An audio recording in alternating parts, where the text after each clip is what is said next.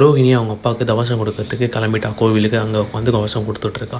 கரெக்டாக அவளுக்கு தெரியாது அந்த கோவிலில் தான் வந்து மீனாவும் அவங்க விஜயா, அண்ணாமலை, முத்து எல்லாருமே அவங்களோட குலதெய்வ கோவில் அங்கே தான் இருக்குதுன்னு தெரியாது. அங்கேருந்து கொஞ்சம் தள்ளி இருக்குது.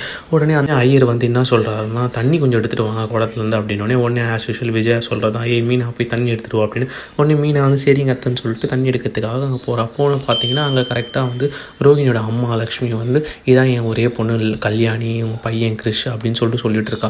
இதை கேட்ட மீனா உடனே குடத்தை கீழே போட்டு உடனே வந்து லக்ஷ்மி சொல்கிறேன், இல்லைம்மா இது வந்து மகேஷோட அவங்க அப்பாவுக்கு திதி கொடுத்துட்ருக்கோம், அதுக்காக கூப்பிட்டோம்மா நாங்கள், சரி இங்கே வந்திருக்கோம் அப்படின்னு சொல்லிட்டு உடனே பேச்சை மாற்ற பார்க்குறா. உடனே மீனா வந்து எனக்கு தெரியும் நீங்கள் வந்து இவ தான் கல்யாணி உங்கள் பொண்ணு, இத்தனை நாள் வந்து கிருஷி எப்படி ஏன் இவங்க கூட ரோஹிணி கூட இருக்காங்க, ஏன் இப்போ தூங்குறான்னு எனக்கு ரொம்ப டவுட்டாகவே இருந்தது, எனக்கு இப்போ கிளியர் ஆகிடுச்சு, இவ தான் வந்து அவங்க அம்மாவா, இதை அவ்வளோ மறைச்சி இவளுக்கு ஆல்ரெடி கல்யாணம் மறைச்சி குழந்தை இருக்கிறதையும் மறைச்சி மனோஜி கல்யாணம் பண்ணுங்க, அவர் எவ்வளோ பாவம், அவர் எவ்வளோ ஃபீல் பண்ணுவார் அப்படின்னு சொல்லிட்டு ஒரு பக்கம் சொல்லிகிட்டே இருக்கும்போது இந்த விஷயத்தை நான் கண்டிப்பாக போய் சொல்லே ஆவேன்னு சொல்லிட்டு உடனே ரோஹிணியும் அவங்க அம்மாவும் வந்து காலில் விழுறாங்க. வேணாம் மீனா, உனக்கு தெரியாது நான் ஒரு சின்ன வயசுலேயே ஒரு வாழ்க்கையை கெடுத்துட்டேன் அப்படின்னு சொல்லிட்டு ரொம்ப கெஞ்சி கேட்குறாங்க. உடனே இல்லை நான் ஆல்ரெடி ஒரு டைம் சொல்லாமல் மட்டும் எனக்கு பெரிய பிரச்சனையாச்சு, அதால் நான் போய் முத்துக்கிட்ட போய் சொல்கிறேன் அப்படின்னு சொல்லிட்டு, அட்லீஸ்ட் முத்துக்கிட்டே நான் சொல்கிறேன் அப்படின்னு சொல்லிட்டு முத்துவை கூப்பிடுவாங்க. முத்து ஒன்றே வா சொல்லு மீனா என்ன அப்படின்னு கேட்குறேன்.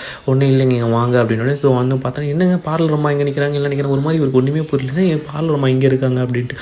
உடனே அப்போ வந்து மீனா சொல்கிறேன், இவங்க பேர் ரோஹிணி கிடையாது கல்யாணி, அவங்க பையன் தான் கிறிஷ் அப்படின்னு. முத்துக்கு ஒன்றுமே புரியல, ஏன் ரோஹிணி இப்படி பண்ணுறீங்க, நீங்கள் வந்து உண்மையாக சொல்லியிருந்தால் நாங்களாம் இது பண்ணியிருப்போமே அப்படின்ற மாதிரி சொல்லிட்டு உடனே ரோஹிணி வந்து தயவு செஞ்சு இல்லை முத்து உங்கள் காலில் விழுந்து இல்லை முத்து இந்த மாதிரி வந்து நான் பெரிய இது நடந்துடுச்சு, நான் உங்களுக்கு தெளிவாக சொல்கிறேன் என்னன்னு சொல்லிட்டு தயவு செஞ்சு போய் மனோஜி டேரக்டாக சொல்லிடாதீங்க அப்படின்னு சொல்லிட்டு இருக்கும்போது கரெக்டாக இதை வந்து ஸ்ருதி வந்து வீடியோ எடுத்து கரெக்டாக வச்சுருக்கா.